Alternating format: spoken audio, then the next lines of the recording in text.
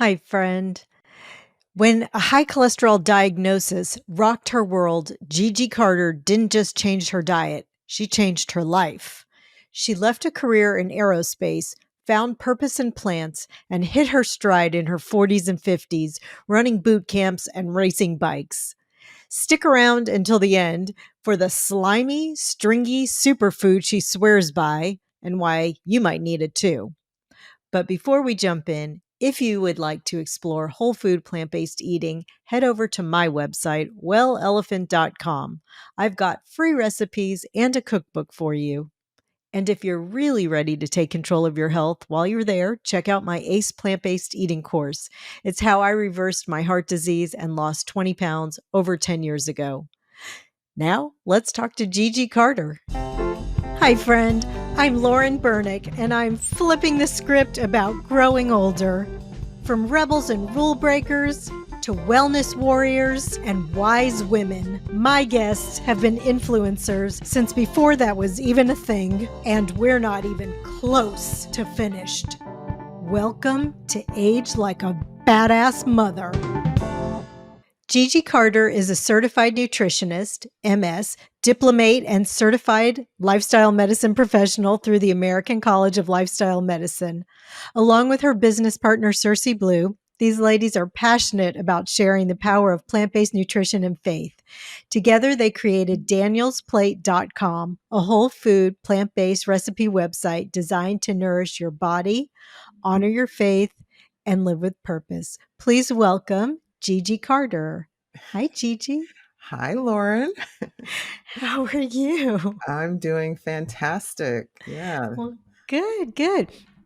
So, originally, Sersie was going to join us, your partner in crime, but so we ran into some difficulties. But so can you just tell me, maybe start with your story, and if you want to talk about Sersie as well, Yeah. that would be good. And just tell me how you guys got into this. But let's start with you first. Yeah, absolutely. So, my story goes back to 2007. I just went in for a routine wellness exam with my doctor, and he diagnosed me with high cholesterol. And he also did this carotid artery scan on my neck, Mhm. just to see how much plaque Right. was building up. And it showed that I had the arteries of a 46-year-old, but I was only 35 years old at the time.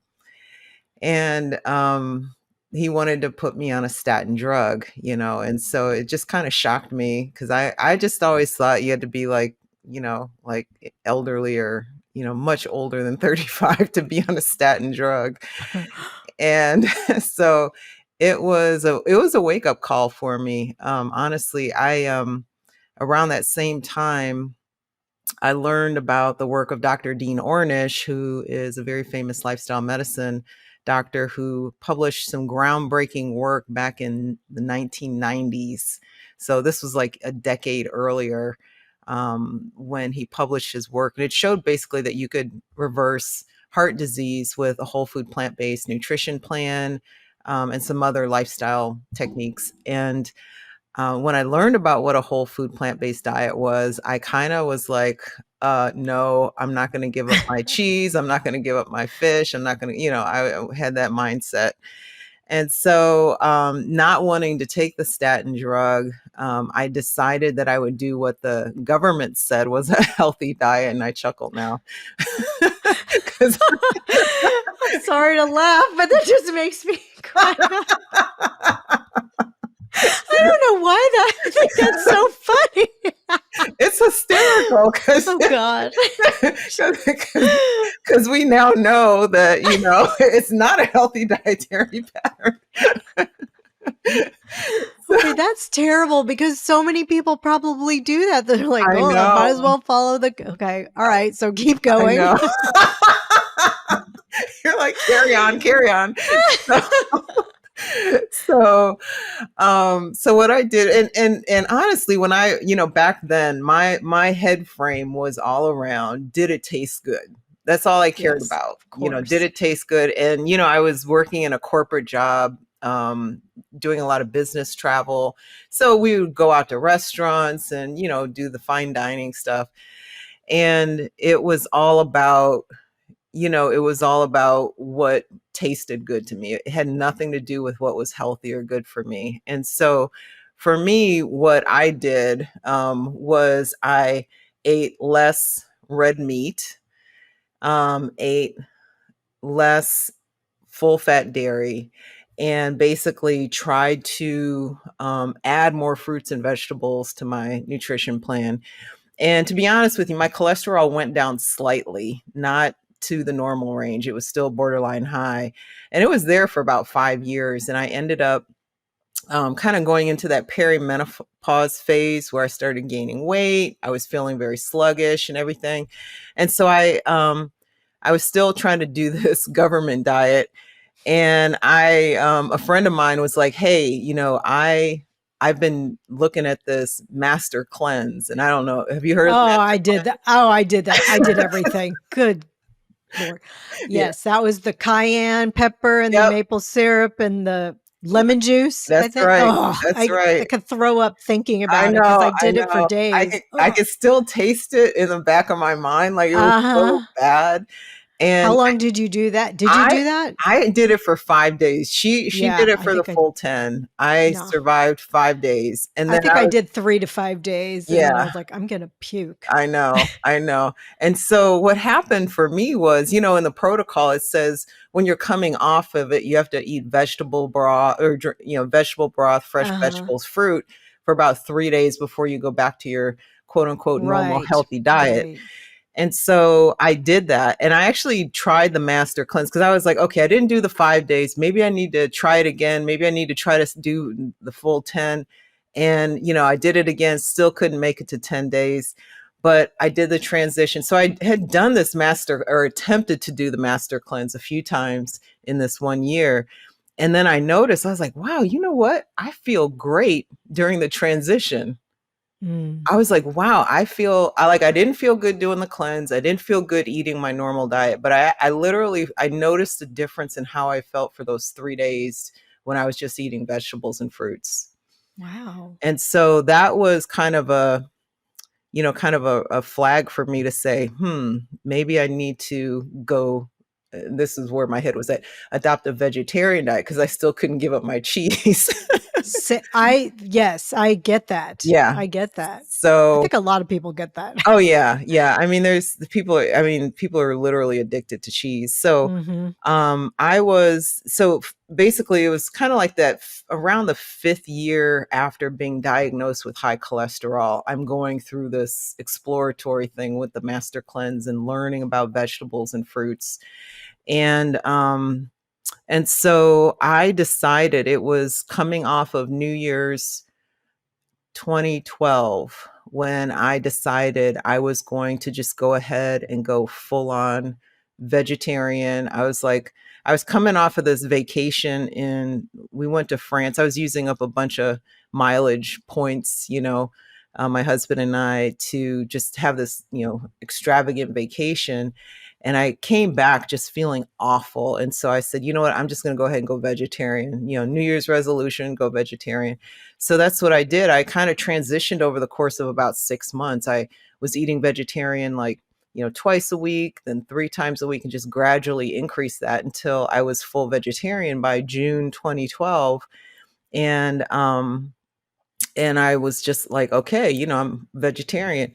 And so a month went by and I was at home. I was in bed, like looking at my laptop, watching a movie. And there were actually 2 movies I watched that weekend. It was Forks Over Knives and Earthlings.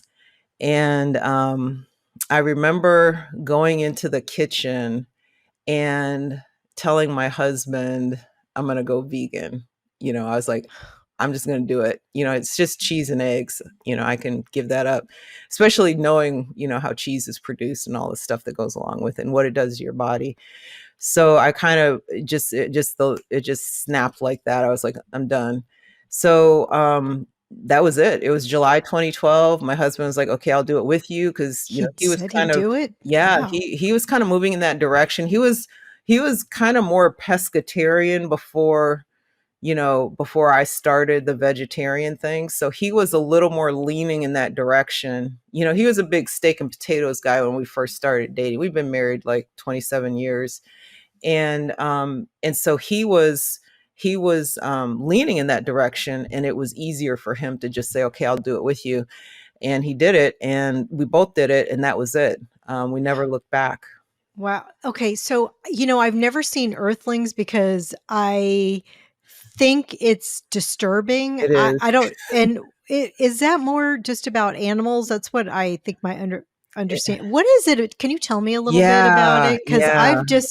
I don't need to watch it because I don't need animals, but I want, Right, but I'm right. curious. Yeah. What is it? It really just shows how we treat animals, how we use animals, what they go through, and just that they're another species that we share this earth with. Hmm. And a lot of us can relate. Those of us that have dogs or cats can really relate to this because, you know, you're like for me, our first dog, Malcolm, not the one that had the TPLO surgery, Oh yeah, we were but talking about dog surgery yeah, before we got on.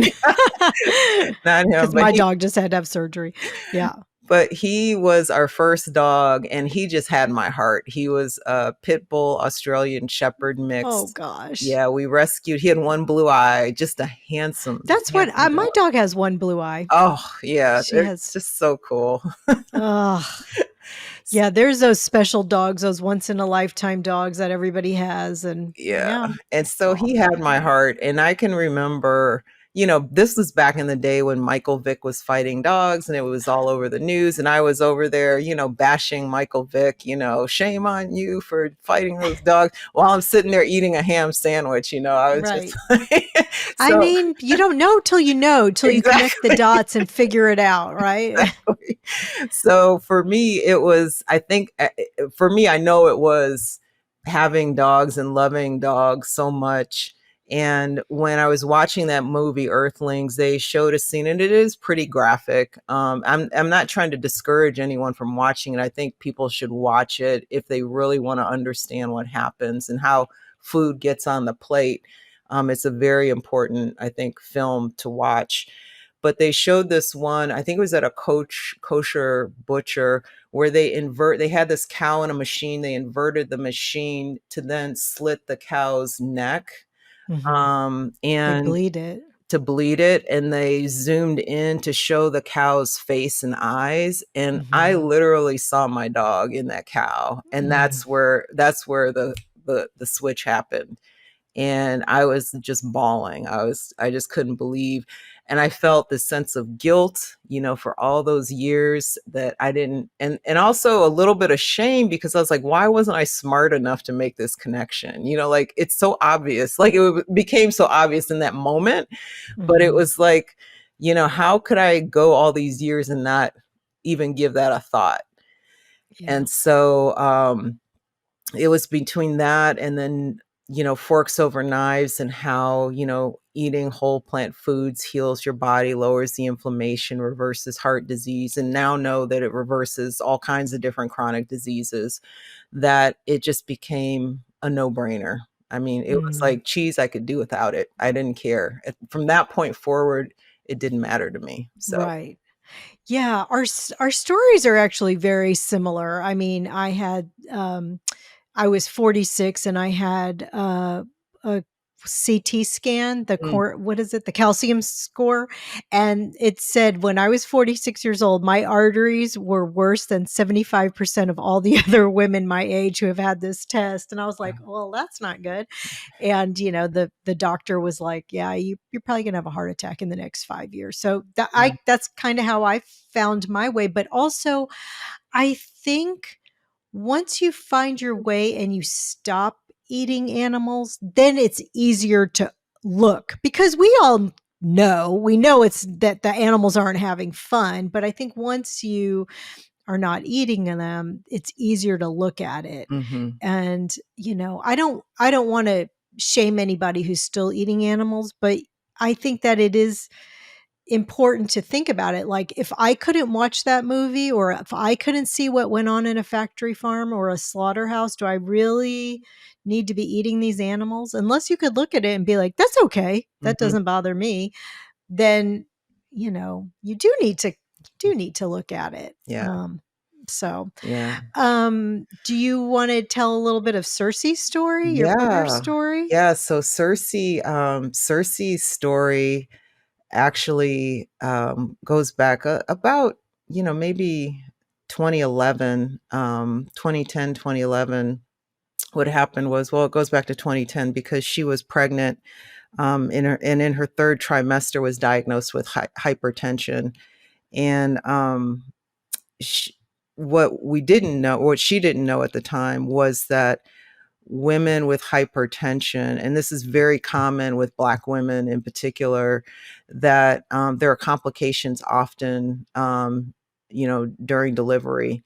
And what happened was her baby was born without oxygen to the brain and ended up being a special needs baby. And they required 24-hour care. And shortly after his first birthday, he passed away. Mm. And so, she, as she describes it, was in probably the throes of her deepest depression, that she's probably ever been in her life.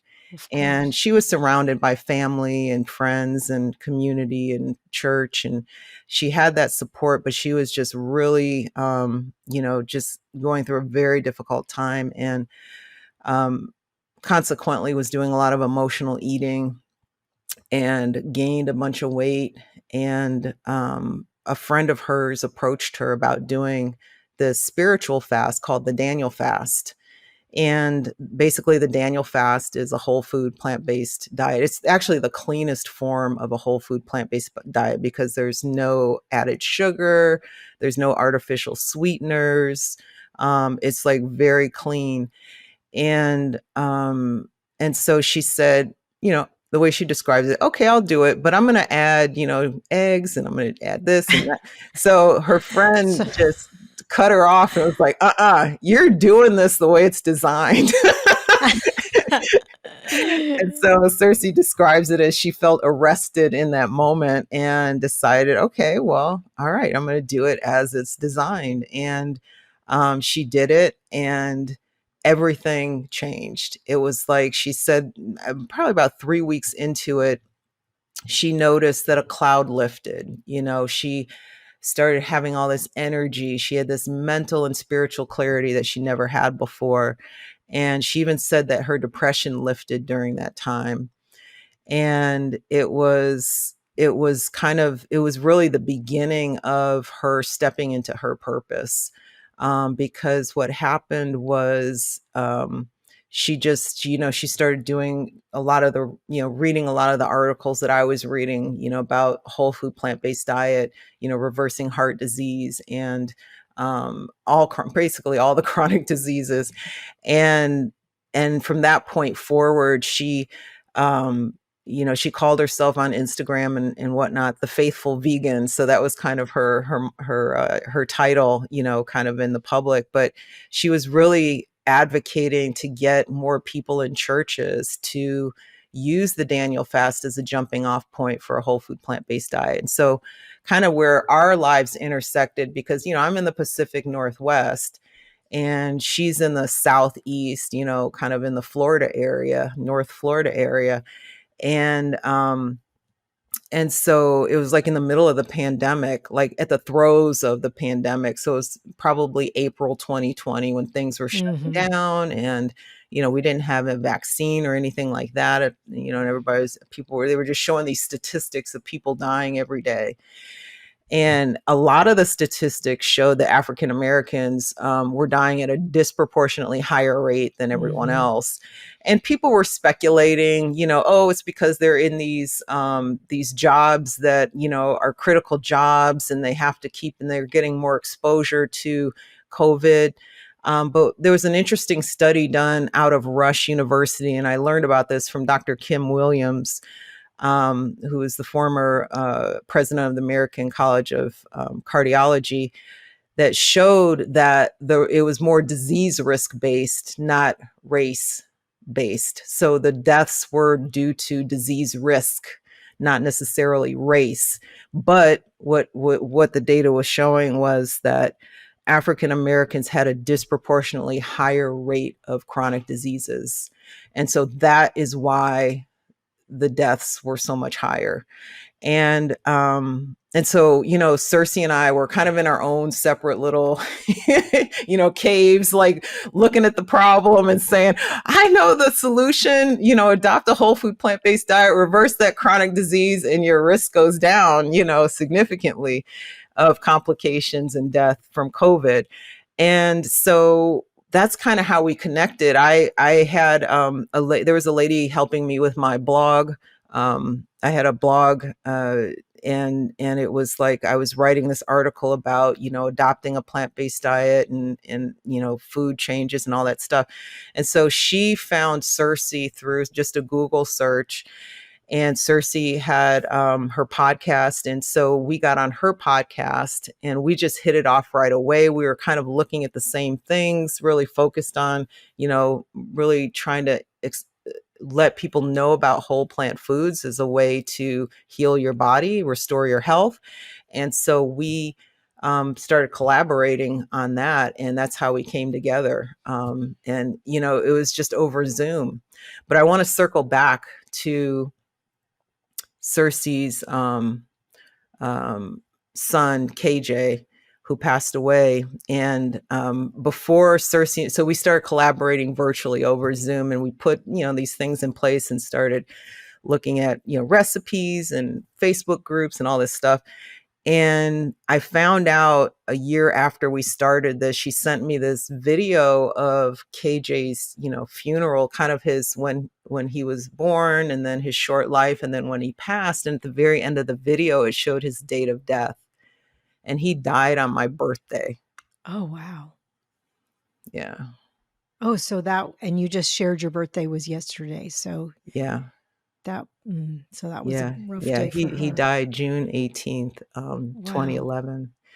So, so it was, we were like, this is a thumbprint from God meant saying, to be, you guys right? are meant to be together. Meant to be. Yeah. I mean, isn't that, it is so interesting how life works out, and that these people just come into your life. And, I can't say that I'm like a very religious person, but I feel like I have noticed it's all the same. It's not that I don't believe in God. I mean, I do. I believe there's a God. I just wouldn't say I specifically am a religious person, but I feel like it's all the same thing. Like if I meditate, that's the same as praying, right? You're quiet, you're asking for guidance. It's like it's all the same thing, maybe just different language, that we all use. And I do, you might say like, oh, this is something like God put us together. And I can even say, yeah, that's true. I mean, I believe in that. But I would say like, I might say just even different language, like, oh, the universe brought us together. But it's all the same thing, right? I mean, it's all source, it's all energy, it's all. So I feel like I always want to focus on what we have in common rather than what we don't have in common as humans, even if somebody's like, oh, I don't care for that language. Well, it's all the same, right? I just kind of want to point that out. For whichever side. But I love that you guys found each other.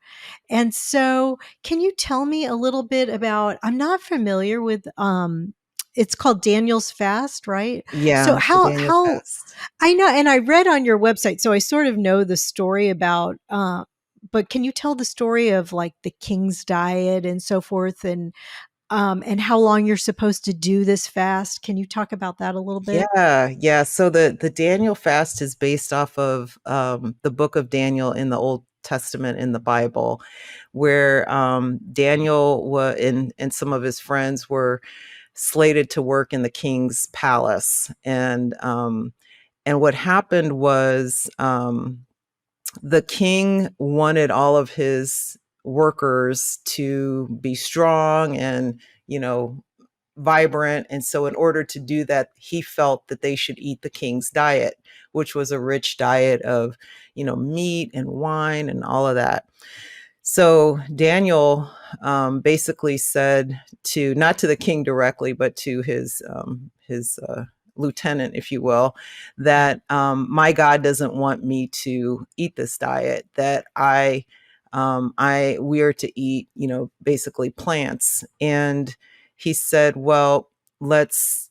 So the lieutenant was like, you got to understand, the lieutenant's head would literally be chopped off if he, Sure. if some of these guys didn't show up, strong and vibrant and in good health.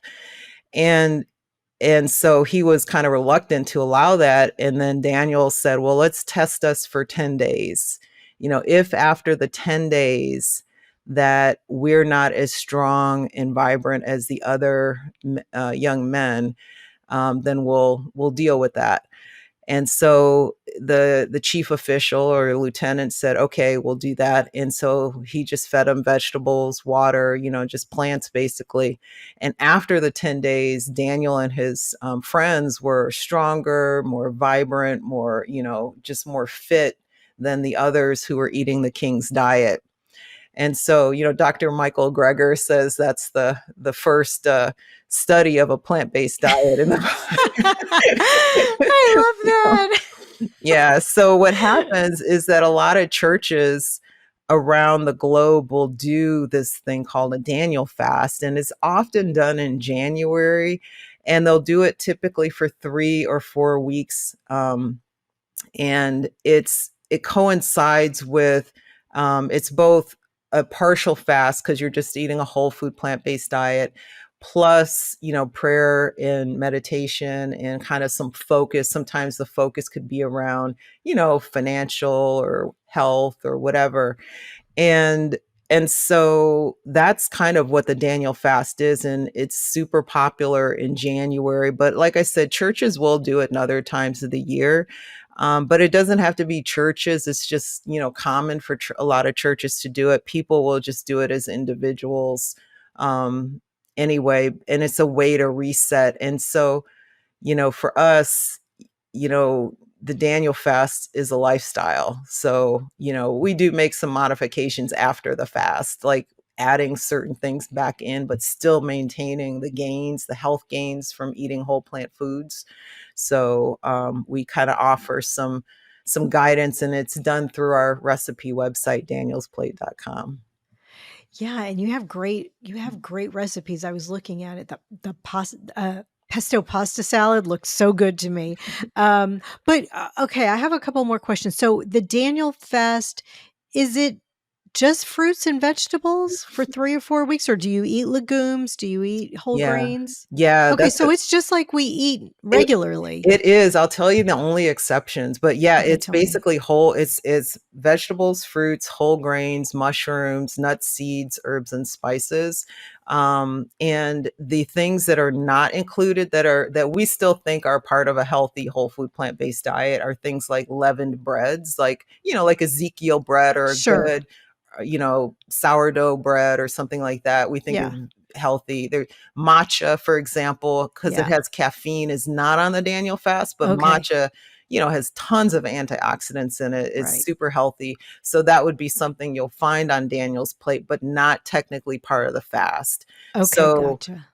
yeah, and then there's some other things like maple syrup would not be on the Daniel fast, but maple syrup isn't it could be a lot worse, like refined sugar, but Right. it's What about date syrup? Would you say that's okay? Date that. sugars, Yeah, date syrup? date syrup is fine. And we have a recipe for a homemade date syrup, and Yeah. it's just, as long as we just encourage, if you're doing the fast, to just do the homemade kind, because sometimes the store-bought is filtered, and so it removes some of the fiber that's in the dates, because it's, when you look at it and it looks very clear, it's usually a Yeah. sign that it's been filtered. But date syrup is allowed. And then other, fruits to sweeten, like ripe bananas, are Mhm. always a great thing to use when you're trying to sweeten something. Yeah. Yeah. I love that churches did that. Actually had no idea about but it makes sense, like, to start off the new year and to do that. But I wish that they would kind of encourage, I mean, I'm sure, do they encourage people in certain, I mean, I guess you don't know what every church does, but I mean, in the churches that you know that do this, do they encourage people to stick with this diet? I love that you asked that question. I Because really do. why wouldn't you? That's what we say. But yeah, we've interacted with a lot of churches. And honestly, I think when you think about the churches and the people that are leading the churches, I mean, they struggle with the same things that everybody else struggles with. They struggle with, food addictions and vices around food. And, so, it just depends on where the church is leaning as a congregation and as a Mhm. leader of a church. And some of them, it's like a continuum. I mean, you could probably look at your friends and family, and they're kind of, it's like when I look at my Sure. sister, she's way over here. When I look Yeah. at my mom, she's, closer to here, so you kind of, as churches are the same way, you've got, Right. churches that are kind of leaning in that direction, or even church leaders who are already in that position, where they're practicing it, they're doing it, and they're trying to bring their congregation along. But it's difficult for people to, when you grow up or eating these foods. Like, I mean, I grew up, I was a Ronald Reagan government cheese recipient. So,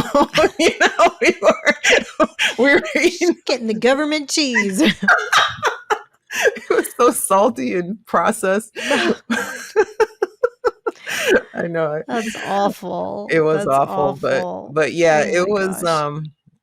yeah, so when you grow up eating this and you're used to hyper palatable foods and Yes. a certain diet, it's very difficult unless there's some compelling reason where you feel like, okay, I need to step out of my comfort zone and make the change. I just, would hope that people would feel so good on this that they would want, and I'm sure that that does It happen. does I'm sure happen. that, Yeah. yeah. And so what, can I ask how old you are? Yeah, I'm 54. 55. When you said Ronald Reagan cheese, I was like, oh, we have to be close in age because I'm 56. I was like, um, yeah. And what do you feel like I mean, because you have a beautiful, healthy glow. I mean, you really, I do feel like I call this kind of diet like the fountain of youth as far Mhm. as things go. Like I've had um, dermatologists on and talking about like this is really, all the antioxidants and all the Mhm. things that you get from this diet. How do you feel that it's helped you age so Yeah. well? Yeah. It was interesting because when I first made the shift, it's been about 13 years. Um, I noticed the first thing I noticed the mental and spiritual clarity as well, but I Yeah. just noticed I had a ton more energy. And I remember, I was, 41 years old, and I just had all this energy, and I just started running more. And then I started joining like boot camps, and flipping tires over and doing all this crazy stuff. And then at the age of 42, I actually started bike racing, and just doing some pretty, some road races, some crit races, time trials, road bike racing. And what I attribute that to changing what was at the end of my fork, because I never had that energy. And so when I think about it being a fountain of youth, it's both in terms of what it's doing, at a cellular level, in terms Mhm. of the antioxidants and the phytochemicals that are, lowering oxidative stress in your body and doing all that good stuff. But it was also kind of as a byproduct of that, boosting energy levels, boosting mental clarity. And because of that boost, I became more physically active, which is also, I think, an area of, you know, um, you know, aging slower, and being physically active. Because honestly, I never had. I was one of those. My exercise was walking the dogs and occasionally going to the gym. I mean, I would have a gym membership and I would go, and sometimes I would have good, couple weeks where I would go consistently. But it was just the bare minimum. It was never, like, when I started eating this way, I mean, I was doing, 100, 200-mile bike races. Just, something I never thought I would do ever in my life, let alone in my 40s and even, 50s. And so I think it does, just changing what's at the end of your fork can really cascade into other areas of your life. Yeah, I agree. I mean, I've been doing this about 10 years and I feel like it's changed every area of my life, including, like you said, mental clarity. Um, I started thinking about, I don't know why I didn't make this connection, but I started realizing that I used to get headaches almost every day before I started eating this way. And Hmm. I didn't even realize it. It was just like such a part of my life. And my mom did too. Like we always had a bottle of Advil or Tylenol in our purse. You know, if I switched purses, I'd have to switch, make sure I had the whole bottle because like I had to nip it in the bud. If I didn't catch this headache when it was coming on and take some Tylenol or Advil, Yeah. like it would just bloom into just this horrible, debilitating headache.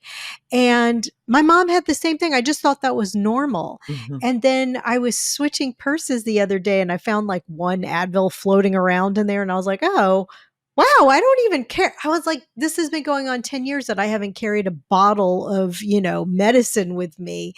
And I was just like, wow, here's just one sad little Tylenol or Advil or whatever it is floating around in my purse. And I was like, wow, that is something that I just don't have that headache every day.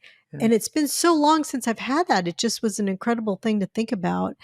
Um, did do you think that did you get your MS your nutrition what are Yeah, you, a my certified nutrition. Yeah, nutritionist? yeah. Before or after It you was became after. Yeah, after you became whole food plant? I was working in the aerospace industry.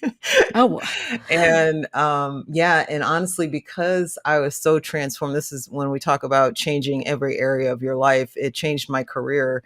I was working in aerospace and left my corporate career after, 22 years, and going back to school to get a master's in nutrition sciences from University of Alabama at Birmingham. And it was, yeah, it was just kind of the beginning of me entering this new season of my life and just dedicating my life to, mm. this whole food plant-based lifestyle. Yeah. So how old were you when you switched and got this degree? Let's see. I think I was 45. Wow. Yeah, 45. That's beautiful. And Yeah. I asked you if you know Dr. Nikki Davis and you said no, but she's like she does telemedicine, Uh-huh. telehealth, and I just interviewed her, and she actually was a NASA rocket scientist, Oh, and then switched and became a doctor. wow. Can you? That's awesome. I mean, so kind of like you guys have some stuff in common. That's incredible. And what did Cersei do? Yeah, And what? Cersei has been in kind of a counseling role. So this was like a natural segue for her in terms of, because, part of what we do with Daniel's Plate is we do connect with people who use our recipes outside of the recipe website, either for coaching or for education and training on whole plant foods. So she's got a master's in divinity. And so a lot of times what we'll do is, for those who are doing the Daniel fast, we will offer kind of like this virtual boot camp situation where we combine both faith and kind of nutrition science. So I cover the nutrition science and she covers the faith, where she weaves in kind of biblical scripture that deals with, kind of the key topics to helping people make the shift. So we deal with, creating a God-centered self-image for your health. We talk about breaking your addiction to food and looking specifically at biblical scripture to kind of line that up, from a biblical perspective. Because what we find is that, people who are believers, faith-based, will put that faith-based lens on a lot of areas of their life, like who they're going Yeah. to marry, what career they're going to take, if they're going to move, to another city or state or whatever. Sure. But they oftentimes don't necessarily do it when it comes to their health. And so, so we kind of offer that as an additional offering, in addition to the recipes on our website for people who want to like make it a lifestyle, but haven't um, been able to do it on their own. Sometimes we just need that compelling reason. Like for me, I needed it from an animal perspective for me to make, because remember, I learned about whole food plant-based 5 years before I actually made the Right. change. But for me, it was the animal piece that shifted me, more so than my own health. And for other people, it's a faith perspective of, lining up their values with what God intended, for them to be. And I mean, I know we probably don't want to get too deep into the scripture, but the first book of the Bible, in Genesis chapter 1, verse 29, it talks about God's design for us before sin entered the world was to eat plants, and for animals to eat plants. And so there's a biblical precedent for a whole food plant-based diet, even before the book of Daniel, before the story of Daniel and him doing the 10-day test. So that's what we do. We kind of, people come to our website, and people who have that faith-based mindset, or belief or approach, will gravitate into some of these other areas that we offer. So Yeah. So you mentioned two places where it says to eat plants. Does it say to eat meat anywhere in the Bible? yeah, there's scripture in there that doesn't say to eat meat. It says God allows for it. Okay. And there's lots of scripture, but if you just go back to what his perfect design was for us when we had a close relationship with him, where if you could envision, Adam and Eve in the garden, Right. and they're conversing with God, and it's because he made Adam in his own image, and he told them to eat plants. Okay. Right. Okay, so There you go. God said. I could just pause there. We could Gigi think about, said, let Gigi them said God process it. said. Let's process it. Well, it's written. I mean, if you pull Yeah. out any Bible, any version of the Bible, it has the same thing. What's the most miraculous thing that you've seen, like transformation from people eating plants? Like, have you worked with really sick people who all of a sudden got better, or can you share a Yeah. story like that?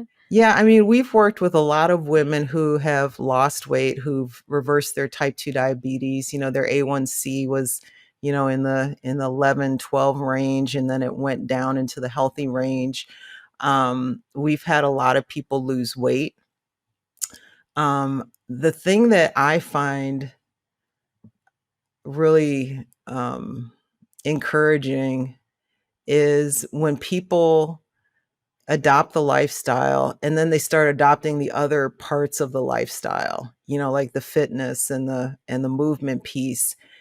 And then they just start to shift their confidence and their and really fulfilling, what they believe their purpose to be, and doing it at a level that they never thought possible.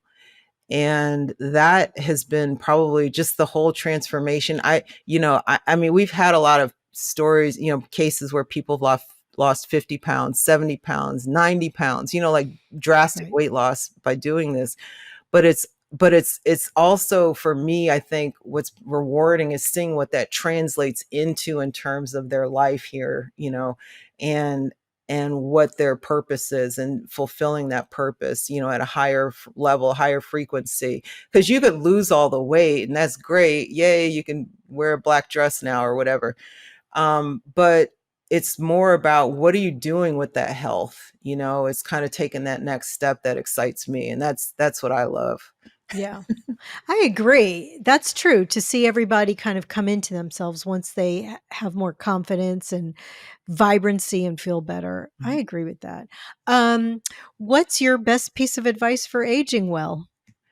Do you have Don't just one? let perfection get in the way of progress. Yes. I see a lot of people who will go gung ho into this. They'll slip up, make a mistake, and then they're just like they just throw the baby out with the bathwater, as they Mhm. say. Yeah. And then that throws them off track until they get sick and tired of being sick and tired again, and then they try again.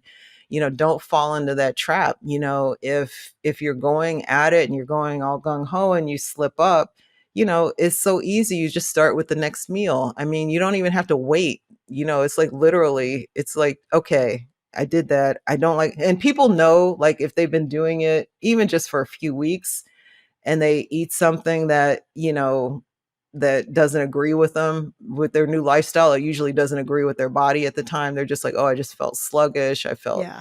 ah, and just hit the reset button at that point and start with the next meal. With the next meal. Yeah.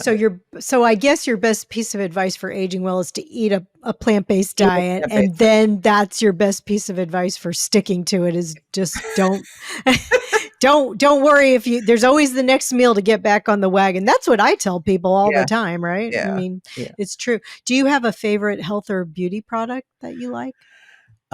It's not really a product. It's actually a food that I What is think that? is highly underrated and What's not that? popular. It's called natto. It's not very Oh, I've heard tasty. of it. It's not a tasty thing to eat, but it's a You're really superfood. selling it. I know, but you know what? It's a probiotic like powerhouse. It's also very high in vitamin K2, which is important for bone health, heart health. So it literally will pull the calcium out of your blood and put it into your bones, especially for Oh, us, dang. peri and postmenopausal ladies. That's important. It's, I think, a secret. It's a product, an anti-aging product for sure. Well, where do you get it and how do you eat it? Like, Yeah, I've heard of it, but I've never used it or eaten it. yeah. You can. I order mine online because I Uh-huh. live in an It's area. Natto? Natto.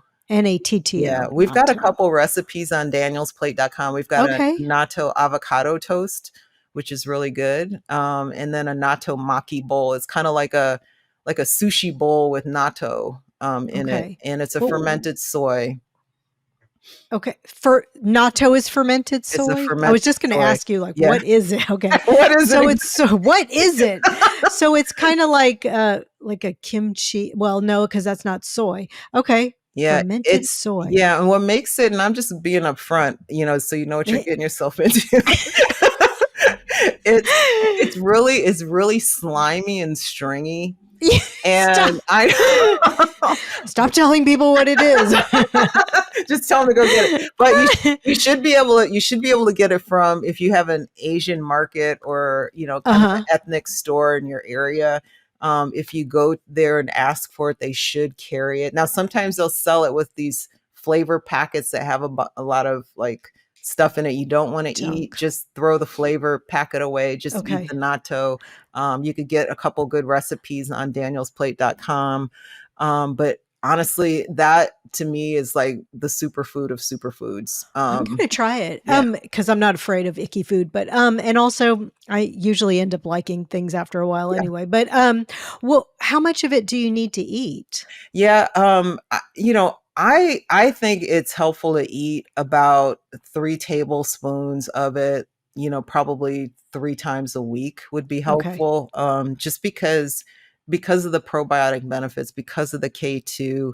And it's just a good thing to add to the rotation. It's not.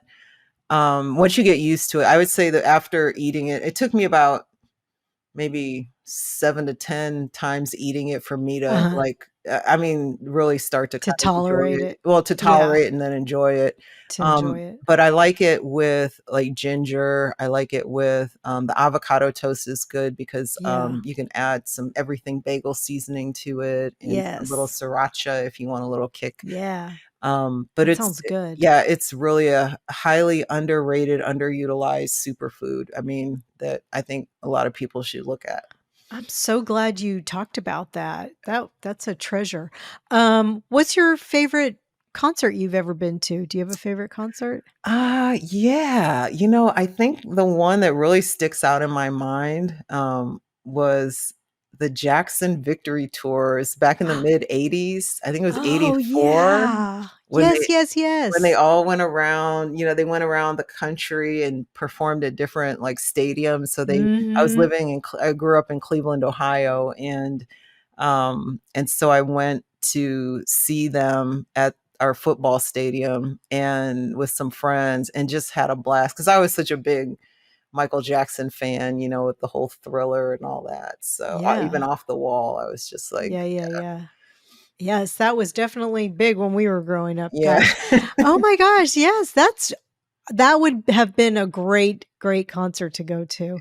Yes, Cleveland, Ohio, home of the Esselstyns and the Rock and Roll Hall of That's Fame. right. That's right. Yes, I've been there. Well, Gigi, I'm so glad to know you, and I appreciate you talking to me today and sharing your knowledge and your natto and all the good stuff. And I hope that people will go to, is it danielsplate.com? Is Hmm. that okay? Daniel's plate. I'll put everything in the show notes. Thank you so much. Thank you, Lauren. Take care. Bye bye. Thanks for listening, friend. From my heart to yours, be well until we meet again.